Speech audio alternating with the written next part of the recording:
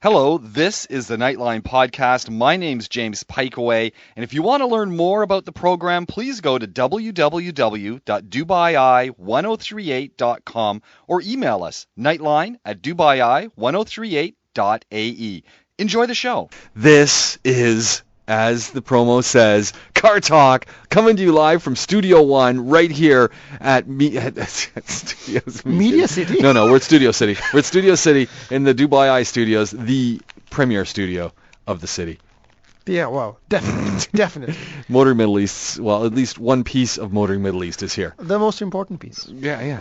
Shahzad is not here. He's out driving around Jordan in any number of different Ford products. So he's actually having the time of his life. I am unbelievably listening. All people listening to this should be jealous as well, because he is in Wadi Rum in Jordan retracing the Lawrence of Arabia route. Oh man. On the road to Aqaba in a variety of Ford trucks and SUVs. It doesn't get better than that. And as I'm watching the video on Motoring Middle East, and right now they've staged a mock invasion with a Rolls-Royce armored car, vintage armored car, attacking the trains. It's incredible. What a performance. Wow. Why am I not doing this? Yeah. Why is he there? There you go. Not bitter at all. Hey, a big hello to Blasis. I was at a meeting today. Is that a real name? It is. It is his real name. Brilliant name. I was at a meeting today, and we're talking, and then somehow we got onto the topic of FJ Cruisers, and he was saying there were these clowns talking about FJ Cruisers and Wranglers the other week on the radio. He didn't put two and two together that I do Car Talk. I don't know how he didn't do that. Then after I put two and two together for him, we spent 30 minutes talking about FJs and Wranglers. What did you say for 30 minutes? I reiterated the entire show. What did we say last week? Sorry, that was 2 weeks ago when we had the whole conversation about should I get an FJ or should I get a Wrangler. Well, the big news is that the FJ is dead, right? Yeah, and he knows that. But you know the best part as Blasis recounted his story is he owned an FJ. He always wanted an FJ, and then he had a family, and then the FJ wasn't quite going to work, and then the family got a little bit older, and he could get his FJ, and he's driving right now, and he loves it. He just absolutely loves the vehicle. Do you think that car will be a future classic? A lot of people are wondering if they should buy one now. Maybe that one's going to go up in value. What do you think?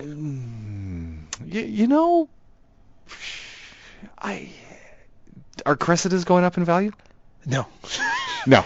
There we go. No. The trouble is vintage Japanese muscle doesn't really go up in value. I don't think except for very, very specific cases. No, I don't think so. I think it's a great car. I mean, everybody I knows own one has been pretty happy with it. Yeah, everyone I know owns one, loves it. The things drive great on and off road. It truly is an off-roader that becomes a city car. It has that drive. I'm going to say, having owned a Wrangler, it is the most comfortable hardcore off-roader. Oh, absolutely. Absolutely. I've always said I just gave that thing trouble when I took it off-road. I was driving fast. Did you give it to your wife? Who is the serious off-roader in the family? I'm not even joking. My wife is a serious off-road. I thought this thing, I didn't even realize, and that was my complaint about the FJ, is taking it off-road. I didn't get to feel the road.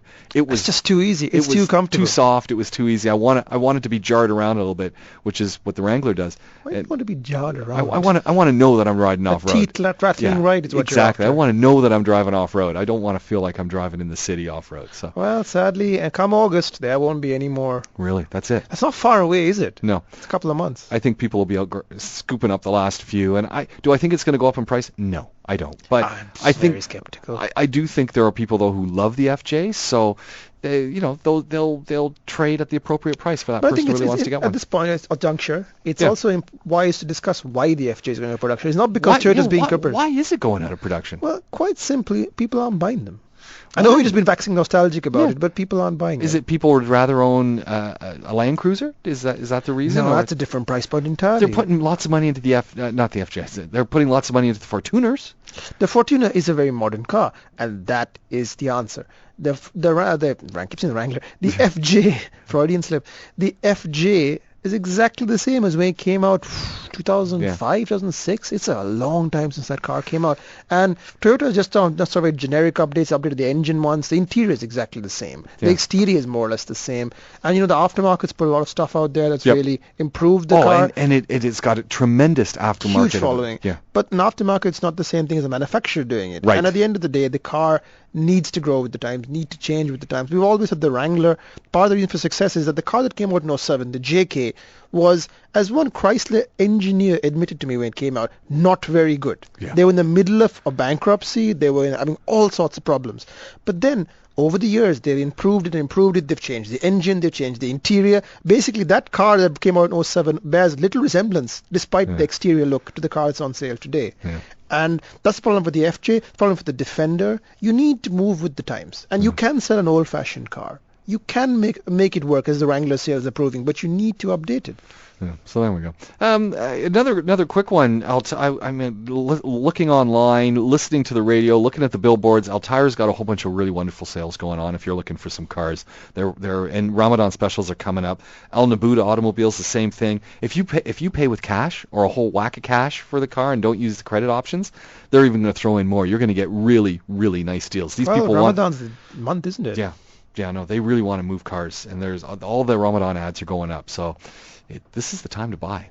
Well, they say sales have been down through the year. Reports vary. Some people say a little, some people say a lot. I think the high end has taken more of a hit, but go in there looking for a deal, and obviously dealers will be willing to deal with you. But having said that, I won't temper people's expectations. If people thinking, wow, it'll be like half off, it's not that crazy. Yeah. You might get in 4,000 or 5,000 dirhams max. I wouldn't expect to it's going to be like a fire sale. But as you get towards the end of the month and targets come in, who knows? Well, the other place, the other thing that becomes interesting is the previously owned vehicles, the pre-owned vehicles that are. Oh, that's interesting, isn't it? And those are also, when I was listening to some of the folks talking about the sales that are coming up, they're putting those on sale too.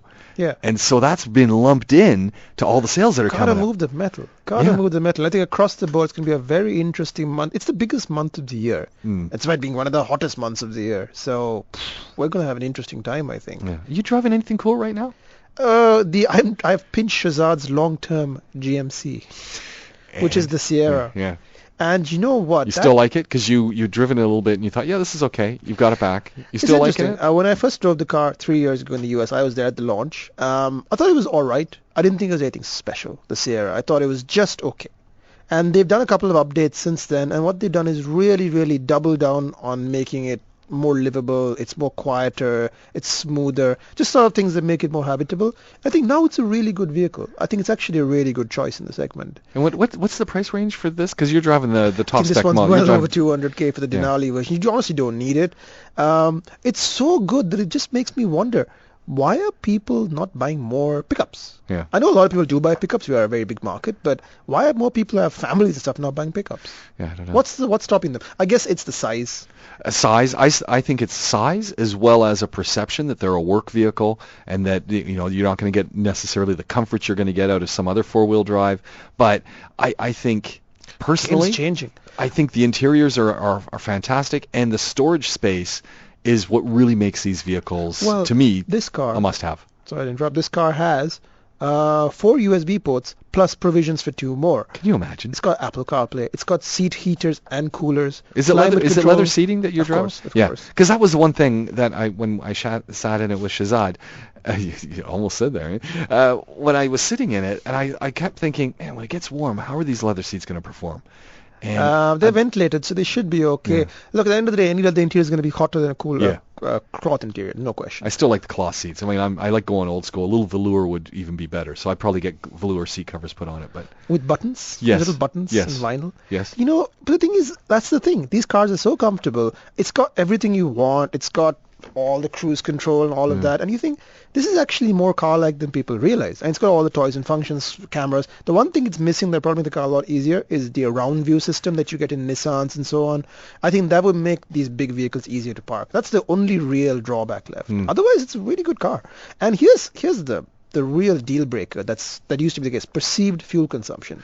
Well, that's the thing. Everyone looks at these and they go, "Oh, I can't afford to run it." Yeah, I'm going to have to own an EPCO fuel truck to drive this. Yes, you own branded one, but at the end of the day, I just put in 140 dirhams into this car, right? In terms of Is that a full tank? That's a full tank. Okay. And for that, I would say projected range, 700 kilometers. Wow. And that's probably equal to what the double tanks are on like a cruiser or a patrol in the old, except you pay more than like 200 or 250. I'm putting it into language that everybody understands. Yes. So at the end of the day, you can just cruise around with this thing and it's not using much gas. The secret is that it deactivates half its cylinders on the highway on light loads. So it's running 4-cylinder mode most of the time. So it's about equal to my Wrangler, if not better, which is a V6. And this is a big 6.2-liter V8. Woo. It's a very smooth gearbox. The ride's pretty good. I'd go for like a lesser trim. I don't think you need the Denali. I don't think you need the full options. But it looks really nice. Yeah, when you got does. that Denali badge on there, it makes you And go. it's just, somebody should hook up like a heartbeat monitor to me, Yeah. because it's just lowering your pulse. You are so relaxed. And isn't that kind of what these things are all about? You want a comfortable car. There we go. Granted, it doesn't have the badge, but, apart from that. We want you to get involved in the program. This is Car Talk. We want to hear what you're driving. What are you thinking of getting? What do you love? What do you hate? If you got a question, Imthishan's here, and we're more than happy to entertain anything you want to say about cars right here on Car Talk. Esther is manning the phones, by the way. Have a chat with her. She knows more about cars than the two of us combined, and we're having a lot of fun here. We've actually got a caller lined up. Imthishan, you got those headphones on? I am. Imthishan good is to from go. Motoring Middle East. He's, I don't know, you ordering us pizza from Freedom Pizza or something? I would like to. Or, now the question is, Papa Murphy's, Papa John's, Freedom, Round Table. Papa John, every day of the week. You done a Papa Murphy's lately? Not a Papa Murphy's person. Papa Have you John's. tried them? Yeah. Okay. Just asking me a question you know the answer to already.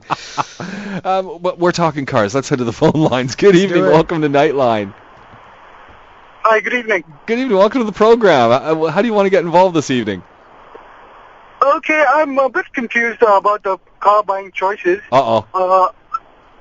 Would you help me with that? Sir, what are you looking for? So, I currently drive a Maxima, the older. What year are you driving? I saw a 1983 one today, 85 one today. Man, it was beautiful. No, I bought a Maxima 2010 about 5 years ago, and Okay. last 3 months I've been very, very confused on what to buy. So I have narrowed down to 3 choices, Okay. and I've decided I'm going to go with your choice. Okay, what are your 3 choices? Is there a question at the end So of this? what are the 3 choices? What are you looking at? So I currently drive a Nissan Maxima 2010, Yeah. and I thought I will never buy a Maxima again because I love the car. I don't want to buy the same car again. Okay. But the new model I really, really, really liked it. It's beautiful, But isn't it? It's a nice car. The new one's like a brand. It's beautiful. Yeah, but I feel like in 6 months' time I'm going to feel like I'm just driving the same car. Okay. I all right. have a thing. Okay, so the what? Other car, the other car I really liked was the Hyundai Genesis. Okay. And? Okay.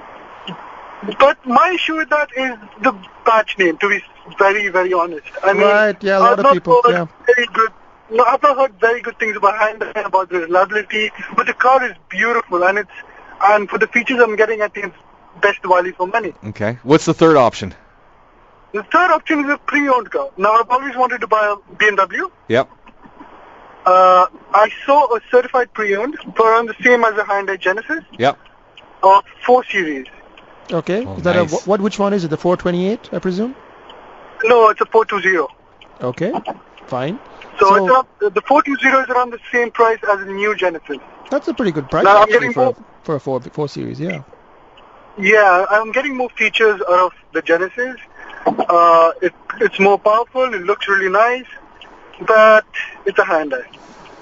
So the simple question, the one that we always gonna ask straight away, which one do you want? That's what's confusing me.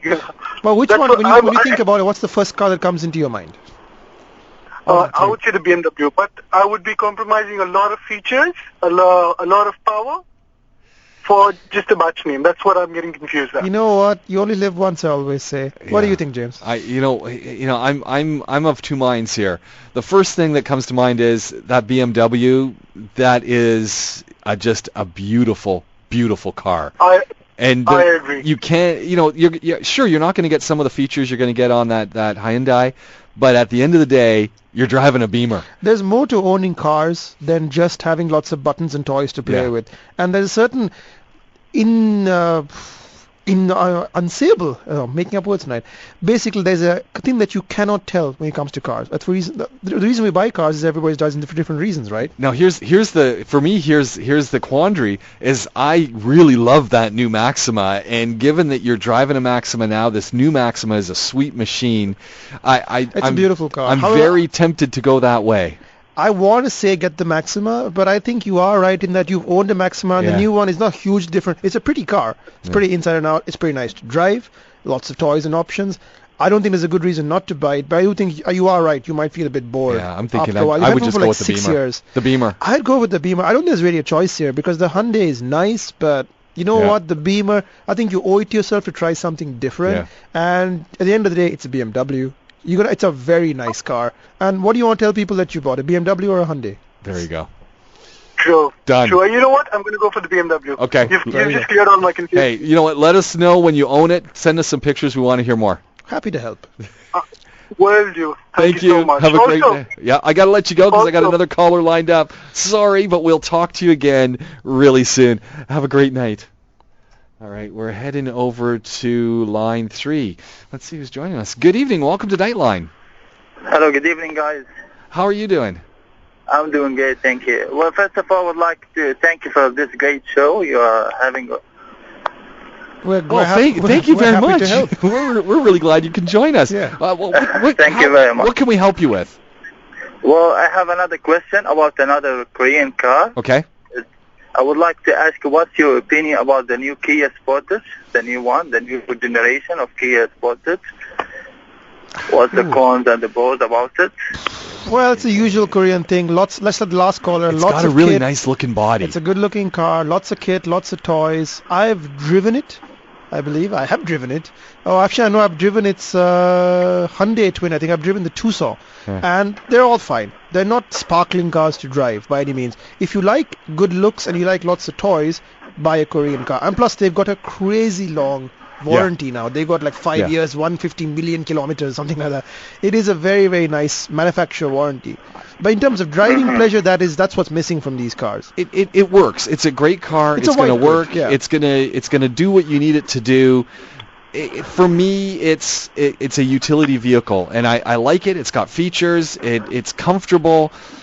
It doesn't make me go, oh wow. But if I need a car, I need to commute, and you need to have a pretty good, fuel economy, those kinds of things. Easy servicing, this is a great vehicle to get. But it doesn't inspire me to say a lot more about it. You know what I mean? That's all I can say is that it's a nice little car. Yeah. It'll do you fine. It won't break down. But if you're looking for that little bit extra, just like our previous caller who had the choice between a Hyundai and a BMW, well, there's a reason people buy BMWs too. And even though the Hyundai is a Genesis brand and they're going with a different brand, it's just not the same vehicle. I don't think they've got there yet. They've got another 5 to 10 years to go before that brand is actually desirable and like an actual luxury. Just like Lexus, just like Infiniti. It takes a while. There we go. Thank you very much, guys. Hey, no problem. Thank you. Have a great night. You see, I think it's Korean car night. Nobody told me. It is. Yeah. Speaking of cool cars, Suzuki Swift Sedans. In the last 4 days, I've seen at least 2 different Suzuki Swift Sedans each day. So they're moving these things off the lot. I've been caught in traffic around them, and these aren't the hot hatches that Shahzad would go on and on about. These are the ones that have the proper trunk. They're small. They're boxy. There's something about them. Are you talking about a hatch or the saloon? No, the saloon. Oh, the saloon's the Indian-made one. You know what? I'm in love with one of those vehicles. They've got the weirdest looking saloon. It's like a little sellotape tongue. It is. It is like a little vestigial tail. Yes. And I'm looking at it and I'm going, this thing has character. I was beside a Nissan Sunny, a new one as well, and there was this Swift saloon car with that tiny little boot thing, and I just going, man, I want one. And I was looking at the Sunny, and my same complaint with the Sunny is they just got it needs another body. They need to do it again. You know, I mean, it's a very popular car, especially for the school market and so on, driving schools, that sort of thing.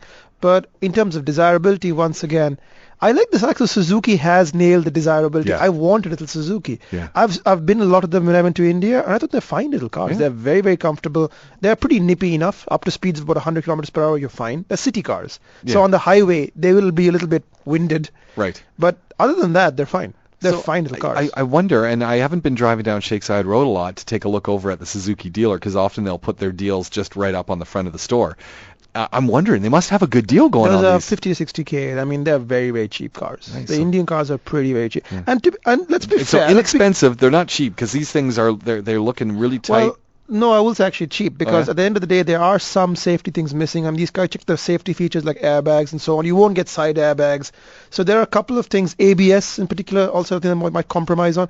But I would use that word hesitantly because it's a fine little car. There's nothing wrong with it. No reason you shouldn't buy it. Yeah. But obviously, you won't get the safety features you get in a more expensive Japanese car. Yeah. These are made in India. They're built to a price. But they're perfectly fine. Yeah. Millions of people use them without any issue. Very, I recommend them. Yeah, very nice looking. So I've got to go over to the showroom and just give one of these a drive around the You know, block. we were very surprised. We drove the Vitara I a know, while yeah, I back, and remember we were that. shocked by that car. We weren't expecting anything from it. And Shahzad came back just raving. Yeah. And then he talked about the car as well. There you go. Yeah. The other one that I passed today was a Hyundai Creta, Creta, and it's the first one that I've seen on the road. I don't know how I've What missed is a it. Creta? They call it the perfect SUV.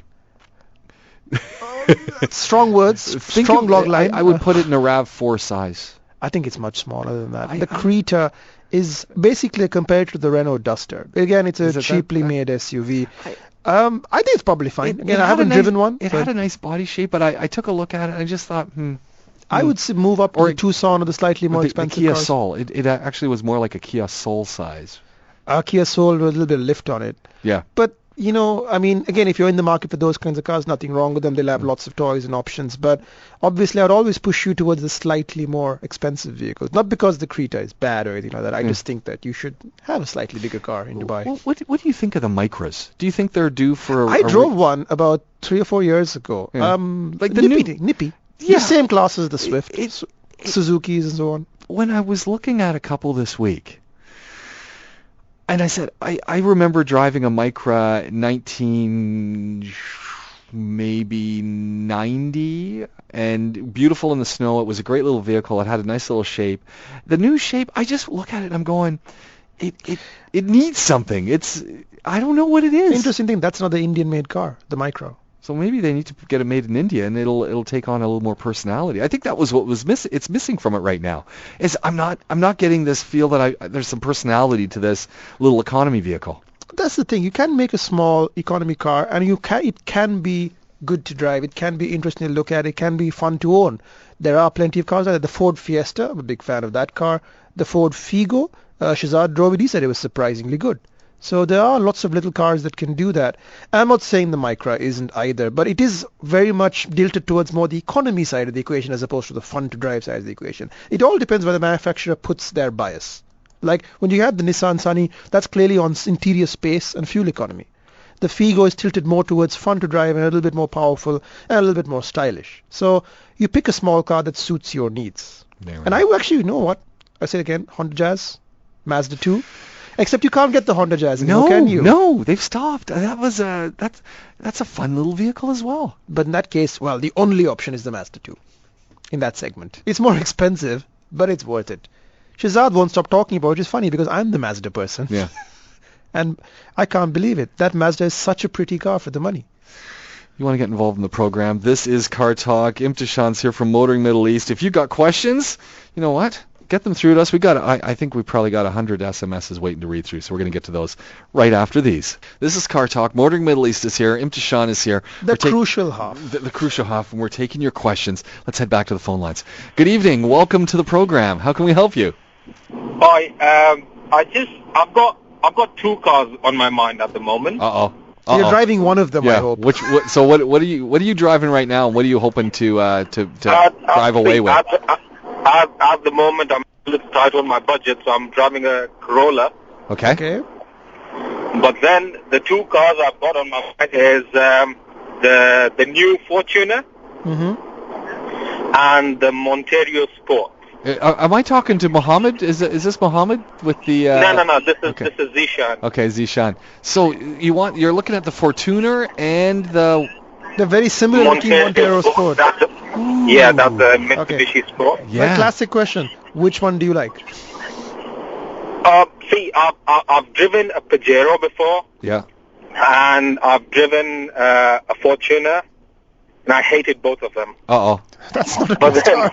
But then I just went on to YouTube, Yeah. and I've seen reviews of both the cars. I'm just falling in love with both of them. You know, the Fortuner's new. Fortuner's new. So is the Montero Sport. It's very new.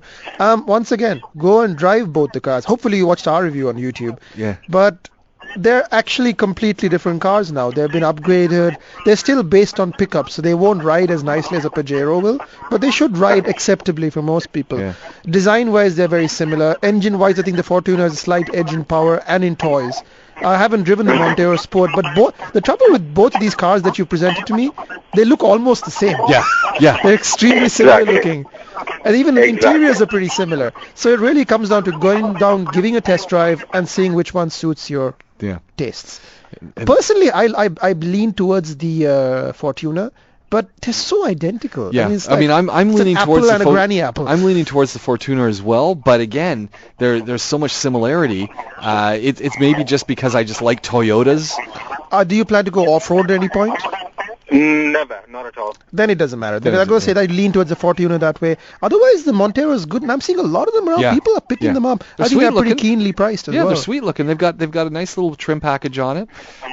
You got to go give them both a test drive. Yeah. We're both leaning towards Toyota, but that's just our personal taste. Do you have a big family? No, just me and my wife. In that case, it doesn't matter because all these are like pseudo 7-seaters, but really you can just fit 5 people in there realistically and a couple of kids in the back. Fuel economy is pretty similar. Again, go and test drive them. Go give them a drive. Let us know. I think you'll be happy with either of them. Let us know how you made out. Who's going to give you the best deal? Yeah, especially next month. The problem with Mitsubishi is that they just lose their power after a few months or a few years. What do you mean? As in the torque, the pick. You mean the response? Yeah. That's a bit strange. That shouldn't happen with a car. That's something that the car shouldn't happen to any car. Yeah. As a matter of fact. If that's happening with the car, there might be an issue with it. You need to get checked out with your dealer. Definitely, the car should not alter its performance over time. But I think that way there's no issue between the Toyotas, the Japanese, the Fortuner, or the Pajero Sport. Yeah. And can I compare Fortuner with the Prado? Not really. The Fortuner is made in Thailand. The Prado is made in Japan. And it is a slightly higher grade of car, slightly higher quality materials inside and out. And in terms of off-roading as well, it's built to a higher standard. That doesn't mean the Fortuner is built to a bad standard. It just means that the Prado is one class up, but the Land Cruiser is a class up. It's just going up the ladder. So, but I think here's a weird one. I would go for the Fortuner because it's a more modern car than the Prado. Yeah. Inside and out. True. Cheers, guys. I wouldn't worry about the performance. So yeah, go ahead and try them both. Thank you very much. Have a great night. Let us know what you end up buying. You too. Bye. I think he's going to be going over to that Fortuner. Yeah, whenever you start talking down one of the cars, you should just go for the other car. I want to go back to Sam's message here. Good evening, gentlemen. Just out of curiosity, does Japan ever make any muscle cars, and which ones are appreciating over time? And then he says, are you referring to cars like the Toyota Supra or the old Skyline? Haven't seen a Supra in Dubai roads in years. Are there still some around? I think I saw a Supra the other day. There are plenty of Supras in Dubai, plenty of Skylines. Skylines have questionable legality because they're all right-hand drive, so they've been converted, and they're usually from places like Omukuane and so on. So, again, it's as far as I know, Skylines, you can't even register anymore. Supras you can because they did do them left-hand drive in the US. As for Japan-made muscle cars, you just talked about them, Skyline, Supra. They're appreciating, but slowly. But a clean car, one that hasn't been modified like the Fast and Furious, Supra or Skyline, those are appreciating in value. So it's going to be harder and harder to find those cars. The most expensive, just for reference, the most valuable Japanese car ever made is the 2000 GT Toyota, made in 1967, of which only a few examples were ever made at less than 1,000 cars. And you can actually go and see one at Tomini Classics in Barsha. Really? Anybody can pop in there and see them. Just be nice and ask nicely. It is open to the public. But usually by a point where if you walk in there and say, please, I want to see your 2000 GT, they'll probably show it to you. Okay. And that's a car. Just to give you an idea how much we're talking about, a Skyline, Supra, these are getting towards $60,000 to $70,000 in price now, which is a lot for a Japanese car. Yeah. 2000 GT, it's $1 million. Wow. It is the first $1 million Japanese car. I drive by that place at least once a week, and I keep thinking, I got to go in there. It is a dream factory. Okay. And I should know because I have bought a car from them. Yeah, all right. My DeLorean came from there. All right, so I'm going to really nice drop cars. I'm going to drop in and drop your name, and that'll get me through the door. They'll probably the doors will close then. Yeah, they'll be, whoa, not you. He hasn't paid his bills. Mohammed's come through and says, hi, I bought a Toyota Corolla 2015 2.0 Limited. Congratulations. And he says, I don't like it. Oh. As compared to the Altima I was driving before, I've driven a Corolla for 9,000 kilometers. I don't know. He's one thing he's saying, I just want to get rid of this thing. I'm looking to buy a used Japanese SUV. What year model and which make can I buy in this amount that my Corolla will maybe fetch? Old Fortuner, old Prado, Cruiser. Look, here's the thing. As much as I appreciate that he doesn't like the car and that he's coming from a car that he liked more, if he sells it now, and this is the bad news, he's going to get really, really taken, because that is the highest depreciation, is the one you come out the showroom, you're selling it in the first year, you are going to lose a lot of money. So you need to rethink that plan. If you're willing to accept that you don't like the car that much, then yeah, go ahead and do it. It's your car, it's your money, but you are going to lose a lot of money. I mean, in terms, that is the biggest depreciation drop in the first year. Right. So after 3 years is when you should be selling it. Now again, if there are for reasons you don't want to buy it, sure, go ahead. As for cars, we've been talking a lot of them. Montero Sport, Fortuner, Prado. There's plenty of Japanese SUVs out there. Yeah, there we go. Here's one that's come through from Ali. He says, I don't think the BMW, Mercedes, Audi, or Range Rover are really luxury or high-tech cars. They come with unusable features that you have to maintain every now and then. High quality means less headache, and these cars are migraines. Well, to go back to my previous question, not every car is a Corolla. Yeah. I mean, these cars, the BMW, Mercedes, and Range Rovers, once they pass higher mileages, let's take it head on. People say these cars are expensive to maintain. Yes, they are, because the things they're composed of, the electronics, the quality of the materials, is slightly more fragile over time. However, having said that, once you drive them, you'll understand why people buy them, especially Range Rovers. They have a funny reputation, though, because people think they're expensive to maintain, which is 100% true. And having said that, I would recommend everybody own one at least once in their lifetime. If you were to ask me right now, and I know how expensive a Range Rover is to run, to buy, and all of that, and even the depreciation, but one car to do everything in my life, that's a Range Rover. That's pretty... One car to do everything, to get you to the mall, to take the family around, to go into the desert. That's heresy. Range Rover. Wow. Because the Range Rover is a cut above. Wow. Okay. And that's it for BMW, Mercedes. Look, if you always lusted off these cars, go and get them. You know what? Money comes and goes, but they are wonderful things to drive. They're objects of desire. And sometimes desire requires sacrifice. All right. Ian, the Skoda guy's come through, and he says when he's talking about cars that are out there, and he's talking about choices, especially for the guy with the Corolla and things they can go get, he's saying, how about the Octavia? How about the Skoda Superb? Ha, ha, ha. Job done. He's gotten all the names. And by the way, Ian, the Skoda guy, sent us through a dissertation-length promo package on the Skoda Superb. I'm flicking through it now. If you can hear it. Yeah, you can here's the pages. He's absolutely in love with this Ring-bound, vehicle. it's brilliant. Ring-bound, and it's got a cover sheet on it addressed to both of us. You know what? It's a nice-looking car. I believe Ian said it was somewhere around that 150k mark. Yeah. I mean, it's certainly worthy of your consideration. Skodas are very nice cars, very properly made now in Czechoslovakia. I mean, that's not a knock to the car. I mean, they've been made in Czechoslovakia for years. Yeah. And they're much cheaper than the equivalent VW Audi. To give you an idea, an Audi S3 is 150k. Here you're getting a full-size saloon, which is 2 notches up. We got more texts coming through. We got calls coming through. We got a message from Warren. We're going to get to that right after this. Motoring Middle East is here. We're talking cars. This is Car Talk. This is Car Talk. Motoring Middle East is here. Well, Imtishan's here. Shahzad's out. We're all here as far as I'm concerned. So Warren's come through and says, I'm self-employed and I would like to get my hands on a new pre-owned car. Now I realize buying is almost out of the question unless I pay cash. So where can I get a car or on lease for say 2 years, or can I even do that? Any manufacturer will do what they call a hire purchase loan. That's basically leasing. Yeah. Everybody around town, people have different brand names for it. I believe Jeep calls them selections. All of the TE brands do them. BMW does them. Everybody does some variant of this. So you just go in there and say you want to get a car on lease, and they'll sort you out. And obviously it'll be much, much lower than a car payment. Is it? Yeah, much lower than a car payment because you're not paying for the car. It's like a rent-to-own thing. At the end of it, you'll basically have the option to either pay off the remaining amount and take the car, or you just swap the car out, get a new one. And often these deals are very comprehensive. You get things like service and insurance thrown in. So basically, it's like a car rental, but a higher grade version. So why wouldn't I just go and do a longer-term rental, say from Hertz or something? Because you won't get that class of car. You'll get equivalent of for the price. I'm just giving an example. Yeah. If you get a Camry, you might get a BMW. Okay. And the idea is that you're putting equity into the car, which will get one day back if you choose to sell it. Some people are very comfortable with the idea of a car payment continuously. So that's who it's for, that product. Okay.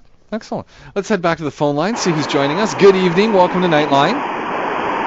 Good evening, guys. How are you? Hey, we're doing excellent. How about yourself? I'm fine, thank you. Wonderful show. I love it. Oh, thank you very much. How can we help you? What's your question? It's not much help, really, because I've already bought my car just recently. I bought a Honda Accord. Excellent. 3.5 V6. Okay. Thank you. And I'm loving it. But, I come from a BMW background. Oh. This is the first time I've gone Japanese, so, it's quite nice, actually. Are you very happy with it? Yeah. So compared to your BMW, so far, so good. no complaints. You're saying compared to the BMW, no complaints at all, and that's a sweet car too. Yeah, it is. Yeah, I was thinking to myself, what have I lost out on all these years? What, Hondas? Not going Japanese earlier. So I think you had a good time with all those BMWs. Don't run, you set yourself short. I think you're doing pretty fine. I did. But this one is a nice, very nice car, this Accord. Do you share that as well, or don't you think so? No, I've driven loads of Accords. We haven't actually owned an Accord myself, weirdly enough, but they're pretty good cars. Look, at the end of the day, the Accord's a good car. Every car is a good car. Life is short. Drive as many different ones as you can. So you bought an Accord, you got out of your BMW comfort zone, you're happy. Next time, who knows what you'll get into? Yeah, I should try different things all the time then, you see. Well, not year after year, because that could get very expensive, but as much as possible, Dubai allows you to try different kinds of cars, and you should take advantage of that, obviously without putting yourself into debt. Yeah. Hey, and congratulations on getting a car that you really enjoy. So that's a pretty sporty, fun car, actually, for the money, so well done. Yeah. It's very nice and very economical as well, it seems, price-wise and usage-wise. Is it the saloon or the coupe? No, it's just a sedan. That's a good car. That's a great car. And lots of toys for the money. And it'll last forever. It will, yeah. So, but, after 3, 4 years, 5 years, what would you recommend after this? Oh, I don't know. Where would I go from there? What's your priority? Performance, space, comfort, toys? What are you after? I'm a family man, so it has to be a bit of everything, really. I'm thinking after 2 more years, call us back and we'll have a chat about the next options. Yeah, who knows what will be there. Hey, you never know, yeah? Exactly. Lovely. Hey, thank you very much for calling, and congratulations on getting a great vehicle. To the next one. Cheers, thanks very much. Have a nice night. Bye. You too. Bye. There you go. I love it when someone's happy with what they're driving. Yeah, whatever that is. I'm really happy that somebody's bought an Accord and they're really happy with it. Freddie's come through and he says, gents, thanks for the tip on the show a while ago to Rage Performance Garage and going over to Sam and having a visit with those. He said, top guys, very satisfied. So, that's a great one. I'm glad that we were able to help you. He says, but I have a question. The new Jaguar SUV versus an Audi Q7 3.6, both 2016 year models. I'm due a bonus, hence the thoughts. Good for him. He's due a bonus, hence the thoughts. What would you... I don't know, that Jaguar. That's a tough one. The new Q7 is a pretty good car. A lot of toys, a lot of options, and a very desirable badge. But the F-Pace, we've just done a review of it on Motor Middle East, and you can see it on our YouTube page, and I do believe it is a very nice car to drive. It's a Jaguar. If you held a gun to my head, I'd say F-Pace. Yeah, I'm thinking the same thing. It's the hot car of the moment, and I think the price is pretty keen. $229 for the starting. There's not a bunch of them on the road, so you're driving something that's pretty exclusive. And it's a Jag. It's a Jag. It's going to turn heads. It won't be as practical as the Q7, but I think it is such a sexy thing. Yeah. Why wouldn't you Freddie, get one? You're going with the Jag. Yeah, go on. It's done. Go on. We've spent your bonus for you. Yeah. Saad Zafar's come through and he says, "Hold on, where's Shahzad? Why is he not on the show?" He's been eliminated from the team. Yeah, he's been let go. Downsized. Yeah, he's been let go now. Yeah, Shahzad is simply in Jordan. Don't feel sorry for him. He's in Jordan, chasing Lawrence of Arabia. He's doing really well for himself. We hate him. We being me. Yeah. Mark has sent through a message. Says, "Hi guys, just tuned into the show tonight, which is awesome, by the way." Well, of course. Glad he enjoys it. I was thinking we're kind of doing like a Bob and Doug McKenzie thing, you and me. A little bit. Hoser. And we've lost off our audience. Take off, eh? Yeah. Esther's madly Googling Doug and Bob McKenzie at this moment. It's not worth it, Esther. It is. It is. They're wearing toques. They got a little skillet going there on their new set. Question. Oh yeah, sir. sorry. Back to what. So Mark is wondering. Was wondering if the Suzuki Jimny is any good in the desert, and if the new Discovery can live up to the same reputation as the older brother of the LR range in the desert. So he's got two questions. Because we are running through this pretty fast now. Jimny, good in the desert? Yes, 100%. It's a Suzuki, and the Jimnys have a pretty strong. You ask any local how good Jimnys are in the desert. Very good. Can climb the biggest dune. I'm not even joking. Discovery, I've driven it on snow and in hailstorms. Yeah. That's not really good for the desert, but from what I understand, the Discovery is pretty good too. It'll handle most off-roading out here. Again, it's not a dune basher. It's not to be. I mean, it's got soft bumpers. As good as the LR? But it'll handle. Still is. Yeah, the Discovery Sport, Yeah. I presume he's talking about. Yeah. Yeah, I think it's perfectly fine. Okay. Land Rover doesn't make cars that can't go off-road. Right. Yeah, I mean, that's in the DNA. So I wouldn't worry about it. It'll handle the beach. It's got very clever four-wheel drive Just system. go with the Suzuki. Be done with it. You know you want to drive one of those. Well, I mean, I think he's just I want asking one. a question. If he's I buying want a one car, of buy those. the Discovery. I'm going to go and check. When I'm over at the Suzuki dealer testing out the Swift It's sedan. a 50-something thousand proper 4x4 Yeah. that can handle everything. That's what I mean, what a deal. I was telling my And son you can about get a this. manual. And That's you what, can get, that's what I'm thinking. although they're usually sold out. Yeah, I'm gonna go see him. I really want to take one of these just for a ride again around the block. Maybe they'll give me one for a couple days. Yeah, I can see you in a Suzuki Jimny. You can, can't you? Yeah, I totally can. I know. It's I like. nearly bought one last summer. There we go. Yeah. So I'm gonna go. Guys, I'm coming by. Sammer has come through and says, "Hi, I'm a regular listener to your show and very much like it. Thank you." It's all the love tonight. I really can't handle all this. He's good. I need some advice. I need to choose between a BMW X5 or an X6, 2013-14 year model. What do you think? Easy peasy. Do you need lots of space? Buy the X5. Otherwise, buy the X6. It's much better looking. Yeah, I'd go with the X6. I'd go with the X5. You'd go with the X5? I just it's like a good car. I mean, it's a really nice car to drive. It's the first car that I thought, you know what? You don't necessarily need a Range Rover Sport. It is a really fine, nice car to drive, the X5. Handling-wise, it's not doesn't turn heads as much. Maybe not the biggest badge compared to the Range Rover, but what a nice car, that X5. Okay. Looks to me like we've got a message from LK. He's saying that he wants to go for a Corvette, but not sure if it's worth the price tag. Any options on that range? Excuse me. Let me just refresh what I said 3 years ago when I drove the C7 Stingray. It is the best car I've ever driven. It is the ugliest thing I've seen in a long time. Well, one of us is right and one of us is wrong. Don't go for that model. Go for the one below. Well, if you don't like a Stingray, go buy the Challenger Hellcat. There's plenty of options out there. I do like the Stingray. I just don't like the current body shape. That's all. Yeah, but it's a great car to drive. It's magic. Absolute I want the 5 Series. The BMW? No. No. When we go back the generations in the... Oh, the C5. Yeah. Oh, man. That's the one I like. What's a ways back? That's the one I like. I'm kind of caught there. That's the one. Look, I say you should buy a Stingray. There's nothing else like it. 911s are much more expensive. But you did say there's one option. What? The Hellcat. The Hellcat. Yeah, I mean, and I happen to know that the Hellcat prices are dropping for Ramadan, and I can't say how much because I really shouldn't say because I know. But I'll say it's so surprising that anybody who can afford a Challenge, anybody who can afford a Stingray will probably want to think about that Hellcat. Because it's gonna be in the same ballpark. Okay. All right. Wow. Yeah. Just for Ramadan, folks. So. Do you think they're doing that just because they know? Stingray prices have dropped as well. Admittedly, yeah. They've dropped because they can't sell the things because they're ugly. Anyway, the 2016 6-speed Prado 6-cylinder. Now here's someone who's talking about a 6-cylinder Prado V6 off-road, saying, I'm just finding some issues with it, and whether, I don't know what he's going on about here. I haven't experienced the issues he's talking about. He says basically the car shuts down if you go hit the red line at high speed off-road. Well, it's designed to do that if the transmission overheats. Yeah. So that basically counts as abuse, so I wouldn't do that. Yeah. The car should not shut down. I've driven plenty of them, and they have no issues unless you abuse the car. So if that's what's happening, you have to be careful because your warranty claim could be denied. There we go.